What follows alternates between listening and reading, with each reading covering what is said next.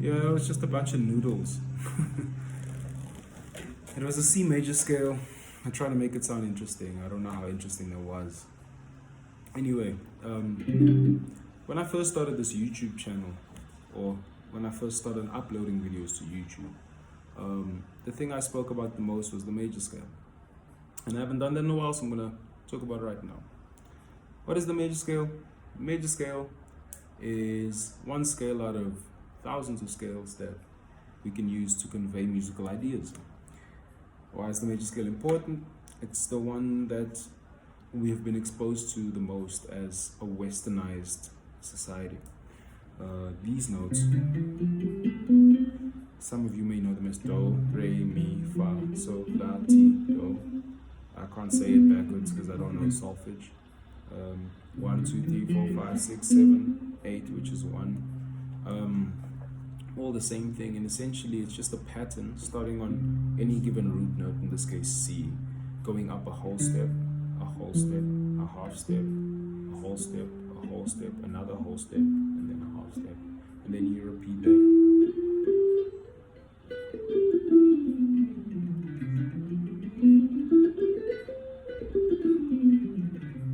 Now it's going to take a while to get it to sound good and feel comfortable playing it and confident in the notes. Took me maybe, been playing guitar for about 10 years now. Took me probably 9 years before I could play it like that. The first way I learned to play the scale, actually, if it's of any interest to anyone watching, was this, sorry, I'm trying to find the right way to, this Campfire C, which is like, it's open position is what they'd call it, right? So it's C, D, E, F, G, A, B, C. Very bluegrass, very folksy.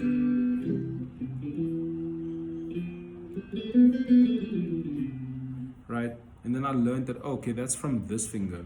What happens if I use my middle finger? I can't use this finger because it's kind of redundant. I'm wasting fingers because the nut is here, right?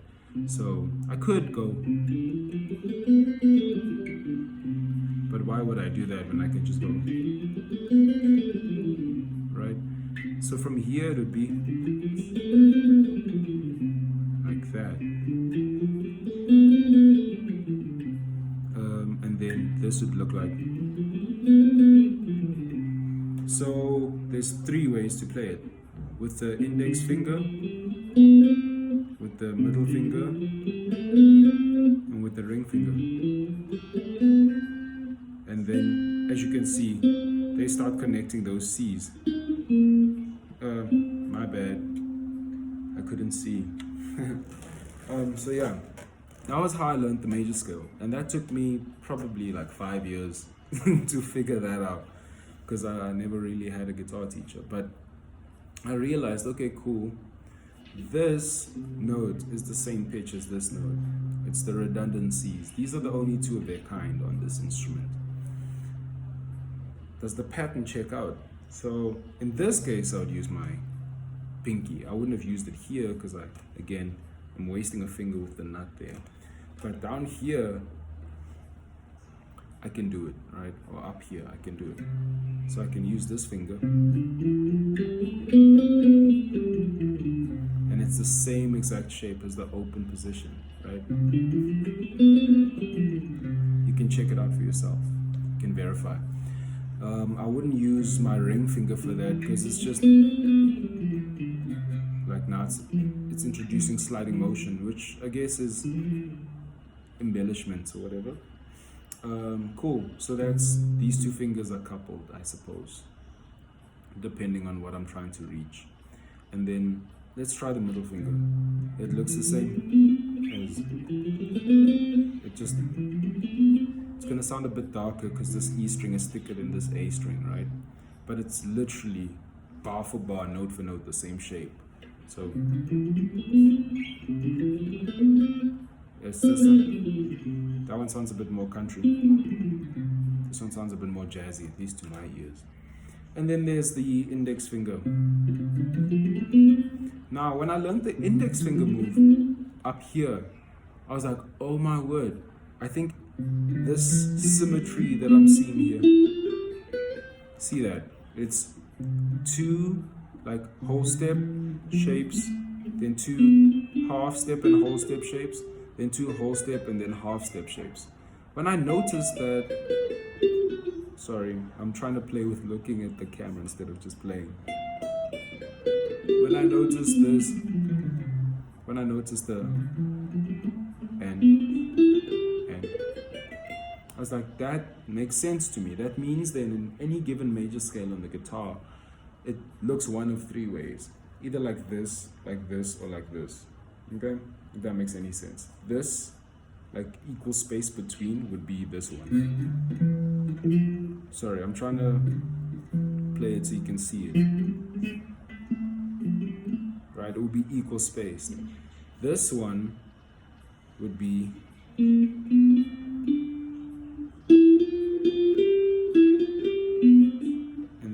this one, oh my word, this is so difficult. This one would be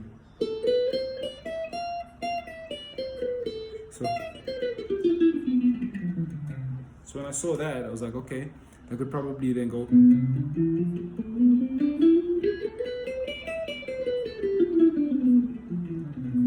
because now this shape has just moved. This has moved here. And this has moved here. So that's a weird thing that I noticed. Again, this took me so long. This took me forever because no one showed me this. But I realized that this is the same as, which is the same as. So the guitar has these little, it looks like these, I don't know, they look like slides that go like this. It looks like an X that goes like this and like that. But I saw that and I was like, okay, I need to find a way to see that better. I'm still working on that. It takes me forever because it's very difficult, this instrument, right? But if I slide, I can start the pattern again. So it's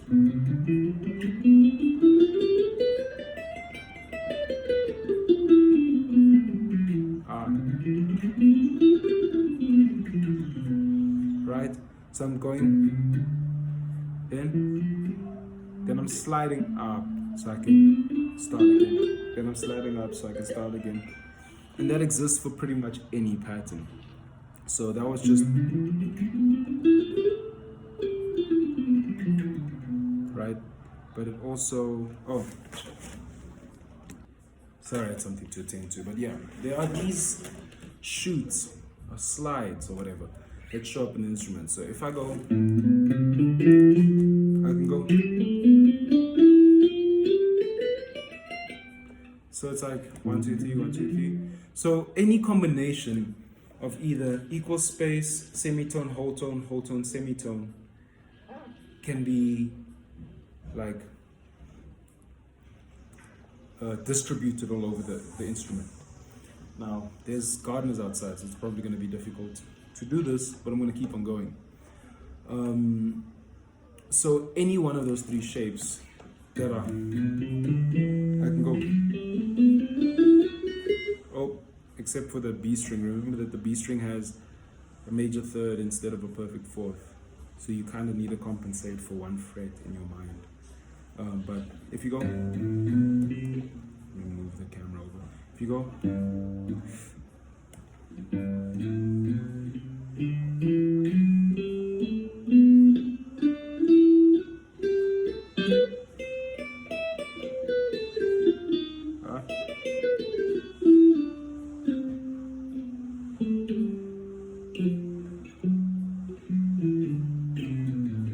Now, obviously, I'm not familiar with this one.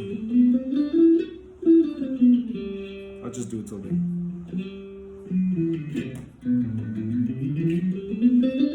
This is the one I avoid the most because it looks goofy to me.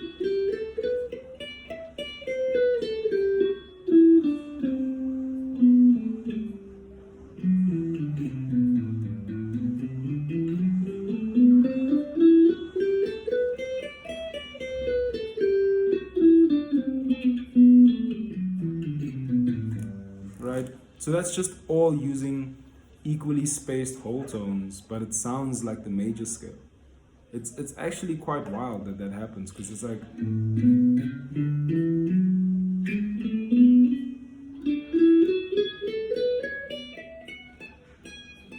so I can use whole tone, mentality. Granted, it's gonna take a while to get used to, but I can use just this shape, the shape of equally spaced whole tones, to get my major scale material. Now, to me, that's insane. So I can literally just think about that. I don't have to think about chord shapes or scale shapes that look like dots all over the fretboard. I can just remember that I'm going to repeat.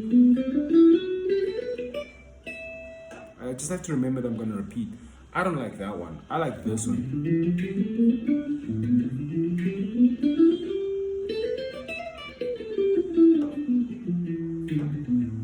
This is my favorite. The minor looking one.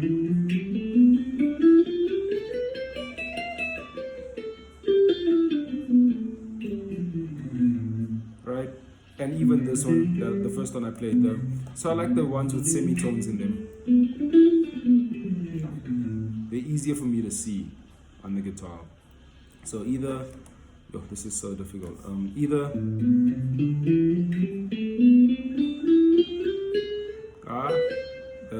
B string got bigger. But yeah, either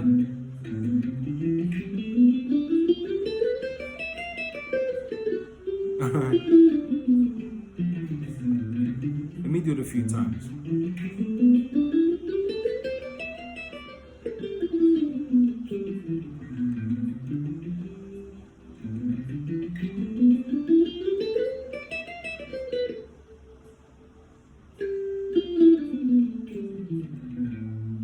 And this one.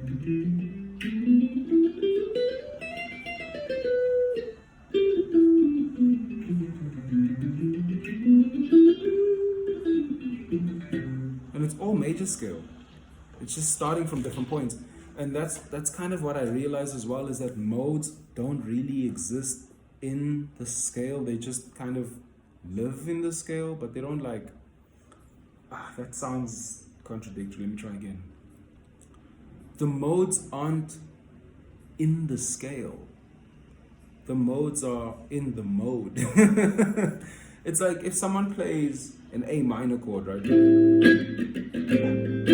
Even if I play major scale over it, it's gonna sound like A minor. It's just gonna sound like A minor starting off the flat third.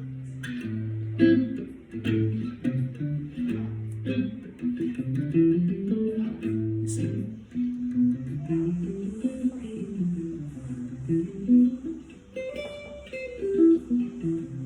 So Aeolian is its own thing that I need to go and study and figure out that, okay, it's got a flat 3 and a flat 6 and a flat 7. But if I go, you see, now I'm hearing A minor, but I was just playing this.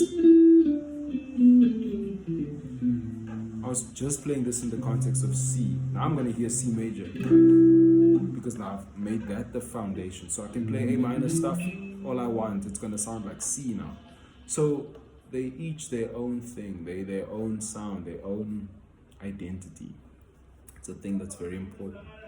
another thing that you maybe need to start looking at if you want to master your major scale, which I think every musician should want to master the major scale because it opens up the window to everything else. Another thing I think you should do is, instead of playing your scale just like,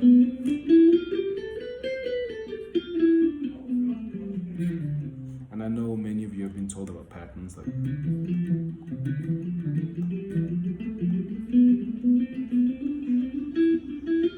etc., or even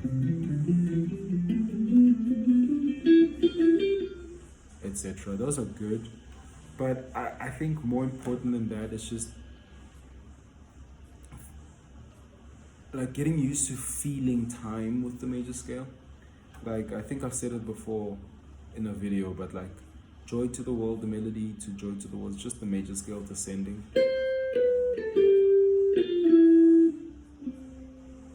But it doesn't sound like the major scale because of the time feel. Because there's this pause, then another pause, then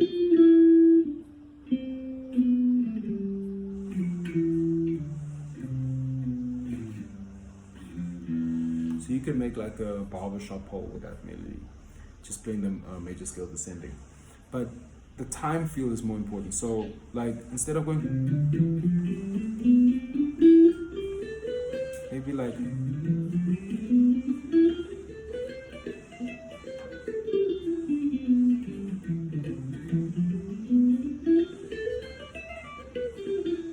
you know what I'm saying? Like, start playing with how you perceive the major scale moving. Because if you perceive it moving like this, your music's gonna sound like that. So you kind of have to get comfortable.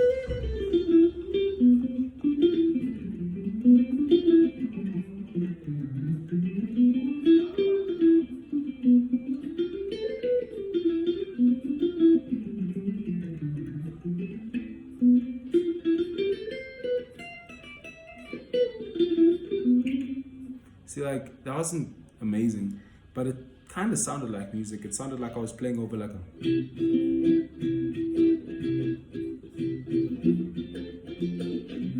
It sounded like someone was trying to like comp a 1/4 thing from whatever.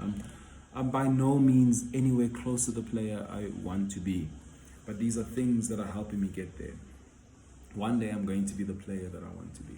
I don't know if that's today or tomorrow or next week or next year or ever in my life, but what keeps me going is the fact that I can wake up, I can use these hands to go.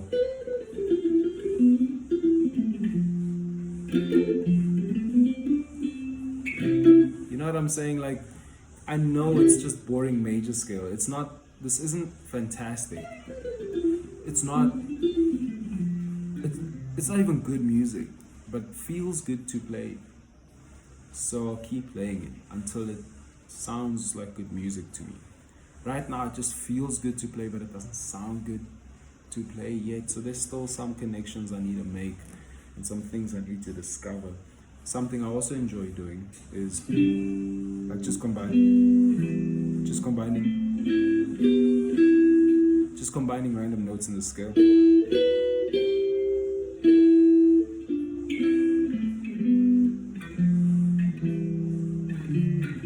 Obviously that now leads us into like dyad studies.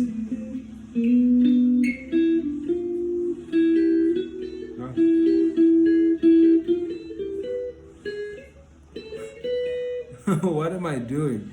Let's try that again.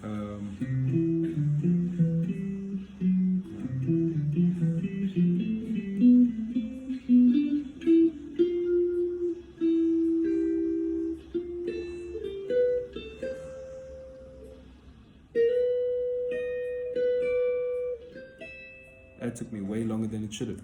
So that's obviously something I need to go study. But then once you're done with dyad studies, you can turn that into triad studies, which would be, what key we?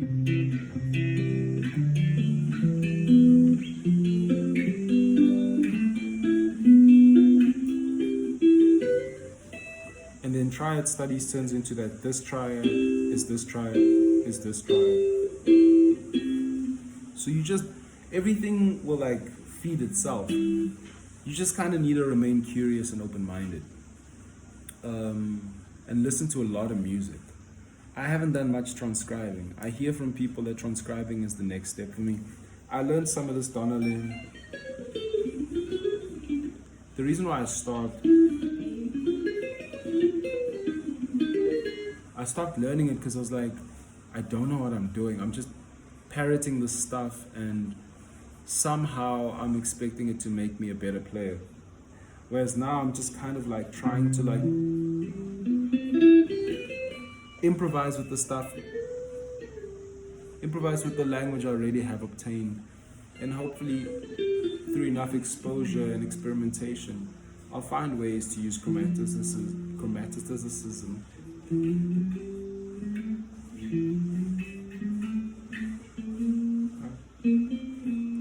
See, I can't use chromaticism right now.